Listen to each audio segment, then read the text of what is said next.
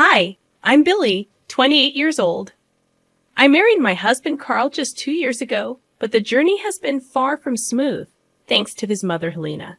Our relationship began when Carl and I met at a bar. A right time, right place scenario. We hit it off that night, exchanged contact information, and started texting nonstop, even staying up until 5 a.m. Our relationship remained undefined for a while. But eventually, we decided to make it official after getting more attached to each other. While my relationship with Carl was great, the hiccup came in the form of his mother, Helena.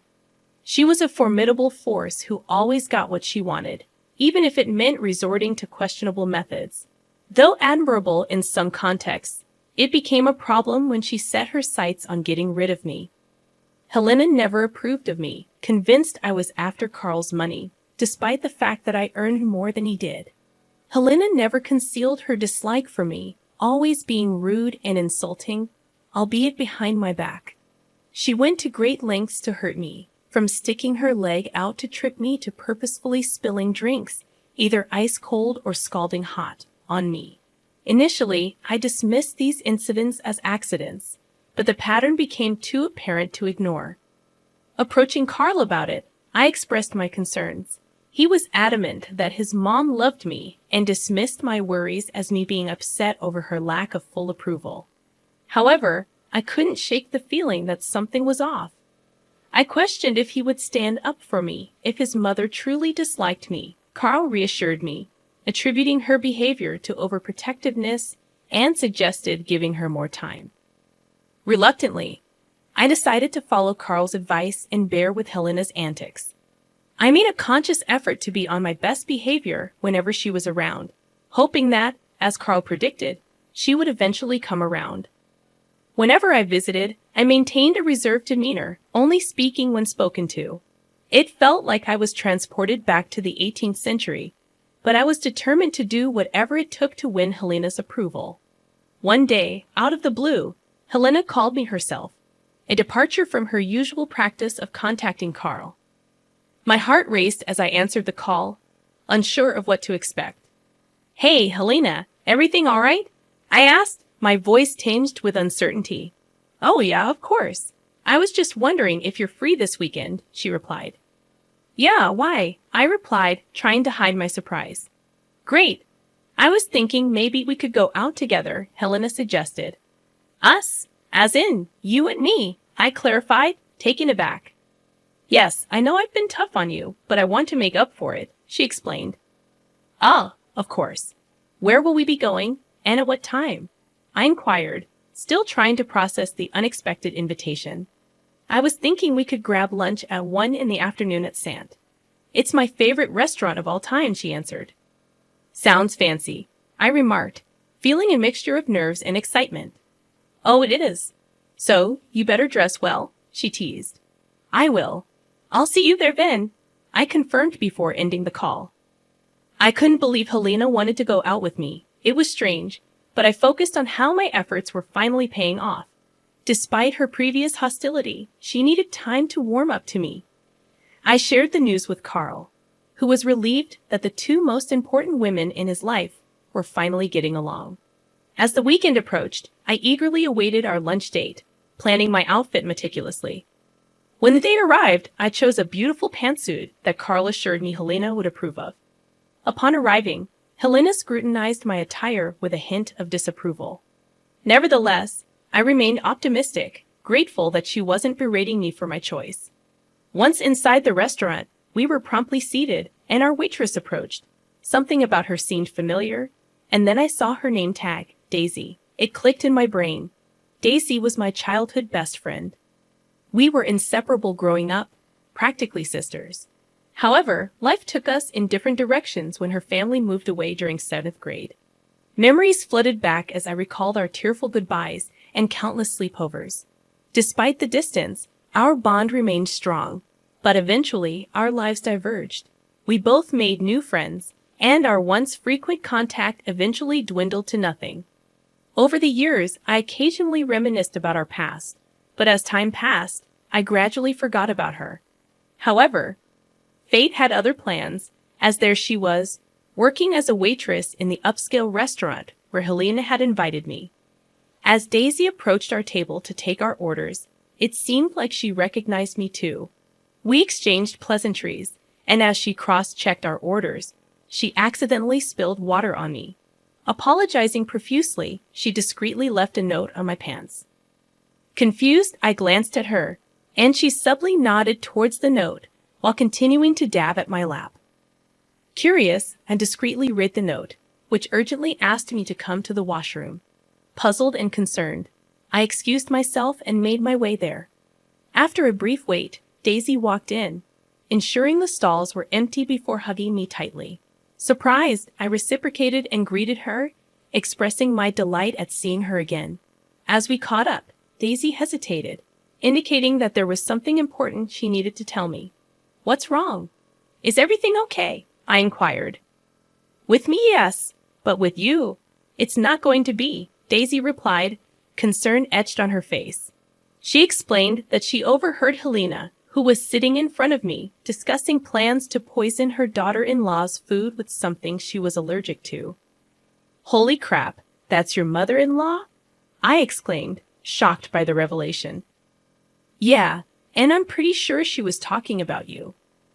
"I wanted to be careful about any other woman she might bring here," Daisy clarified. "What in the world are you talking about?" I asked in disbelief.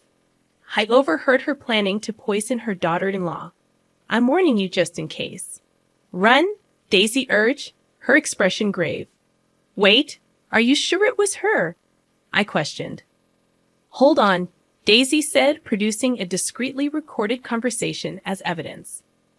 While cleaning their table, I discreetly placed my phone in my shirt pocket, slowing down my cleaning process.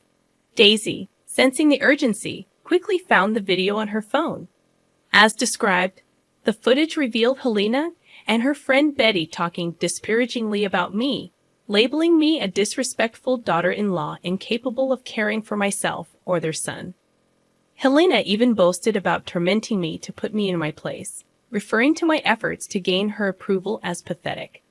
In the video, Helena outlined her plan to test me by surreptitiously adding finely crushed peanuts to my food, intending to mock my allergy and make a scene. Watching this casual discussion about triggering a potentially life-threatening allergic reaction shook me to my core. Helena clearly identified me as the daughter-in-law she was referring to, and I have a severe allergy that could lead to anaphylaxis. Grateful for Daisy's warning, I thanked her for the heads-up. She assured me she was just looking out for another woman and expressed relief that she could help. We exchanged phone numbers, and I informed her that I might use her name as an excuse to leave, to which she agreed.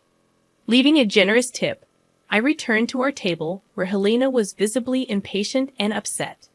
She remarked on my appearance, accusing me of looking like I'd peed my pants. I explained that the waitress had apologized for the spill, downplaying it as a minor issue. Despite Helena's dismissal of the waitress's courtesy, I used the wet pants as an excuse to leave. Helena insisted that I stay and continue the gathering, but I expressed concern about the cold AC and my discomfort. Apologizing, I stated that I needed to leave immediately to avoid falling ill. Helena, clearly disappointed, tried to guilt me for leaving when she had extended an invitation to know me better. Apologetic yet resolute, I explained it was beyond my control and left, encouraging her to enjoy the rest of her time at the restaurant. After expressing my excuse, I left promptly and drove straight home. However, before reaching home, I made a detour to a gas station where I texted Daisy, urgently requesting the video of Helena discussing her plan. Daisy responded promptly, and armed with the incriminating evidence, I resumed my journey home. Carl's surprise at my early return was evident, considering how excited I had been earlier. Without exchanging words with Carl, I headed straight to the bathroom, craving the cleansing heat of a hot shower. Fearful that Helena might have tainted my clothes or hair with crushed peanuts, I scrubbed myself vigorously, repeating the process 3 times. Once done, I tossed my clothes into the wash and scrubbed my hands clean, Carl observing silently from the corner. When I finished, Carl gently prodded me to share what had transpired. Apologizing for my earlier paranoia, I confessed to encountering a childhood friend who worked as a waitress at the restaurant. Carl, puzzled, listened as I recounted Daisy's warning about Helena's sinister intentions. Unconvinced, Carl questioned the credibility of my friend's claims, prompting me to reveal the recorded conversation. As the video played, Carl's eyes widened in shock, realizing the gravity of his mother's actions. Memories of my previous hospitalization due to accidental peanut ingestion resurfaced, intensifying his horror at his mother's planned cruelty. Remorseful, Carl apologized profusely for dismissing my concerns about his mother's behavior in the past. He acknowledged the trauma I had endured and expressed deep regret for not taking it seriously. Grateful for his sincerity, I accepted his apologies, letting go of the resentment that had lingered between us. I understood Carl's perspective. Who could fathom their own mother actively trying to harm their spouse? We discussed his mother's sinister plan at length, agreeing that it was in our best interest to avoid meeting her in person ever again. We didn't want to risk any further harm. That night, Helena called Carl to complain about my perceived indecency for leaving early. Carl was prepared to address the matter. "We need to talk about your wife," Helena complained. "Yeah, we do. So, what do you have to say?" Carl responded. "I knew it. That wife of yours is beyond disrespectful. She left early today, after I took time out to spend one-on-one time with her. The audacity of her. It's high time you leave her. If she can't respect your mother, is she really worth it?" Helena insisted. "Why would she try to respect my mother when my mother tried to poison her?" Carl retorted. "Huh. Excuse me.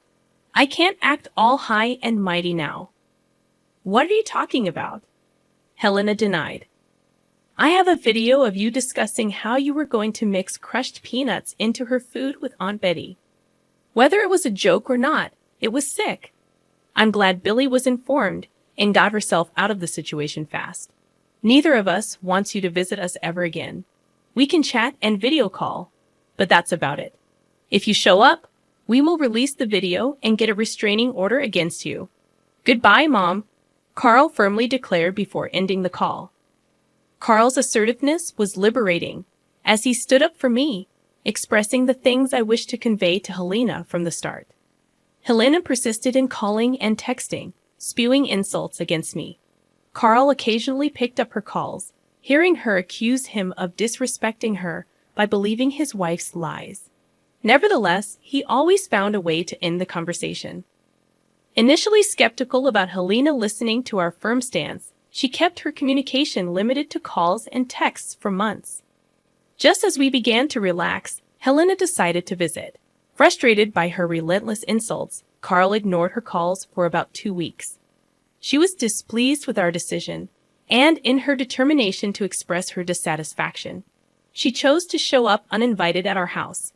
Her incessant doorbell ringing and shouts for us to open up became unbearable. Despite attempting to ignore her, the persistent noise eventually gave me a headache, prompting Carl to open the door. She pushed him aside and marched into the house. Wary of her evident anger and potential for causing harm, I tried to keep my distance. However, my curiosity led me to observe the confrontation. Helena wasted no time in expressing her displeasure. "Mom, what are you doing here? Didn't we? Don't you start with me, Carl. I'm your mother, and I have a right to know about what's going on in your life." "Sure, but you've never actually asked me what's been going on in my life. All you've been giving me are your unsolicited opinions on my wife." "They're not opinions. They're facts. Look, I'm sorry I ignored your calls, but you need to leave now. I'm not leaving until your witch of a wife comes here and apologizes for defaming me." "Defaming? She didn't do anything like that. How can you stand up for her against your own mother?" "I didn't at first, but then I saw the proof, and I couldn't side with you anymore. So get out, please. That proof is fabricated. Like I'd ever try to put crushed peanuts in her food. I'm going to ask you to leave once again, or I will get the police involved." Helena refused to leave, escalating the situation by accusing me of being a family wrecker and threatening to make me pay in the worst possible way.